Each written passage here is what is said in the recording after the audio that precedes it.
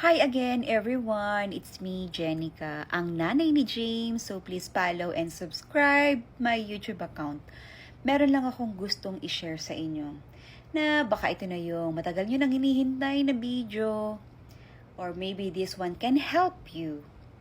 Alam niyo po, hindi habang buhay malakas tayo. Hindi habang buhay kaya natin magtrabaho.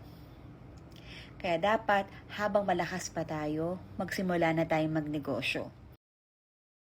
Meron pong dropshipping business na pwede mong gawin kahit nasa ang sulok ka ng mundo. Dropshipping business, mapa estudyante, mapa senior citizen, mapa plain housewife, kung gusto ni mister na nasa bahay ka lang, na mag-aalaga ka ng bata, maglilinis ng bahay, pwedeng-pwede mong gawin tong ganitong klaseng negosyo.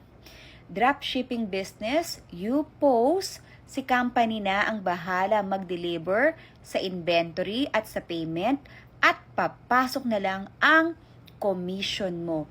Ganun po ang dropshipping business. Marami pong ways to earn pag pumasok po kayo sa dropshipping business. Kaya ano pa pong hinihintay nyo? Message me on my Facebook account, Jenica San Miguel, dahil hindi ko po alam, for some reason, hindi ako nakakatanggap ng mga messages dito sa TikTok.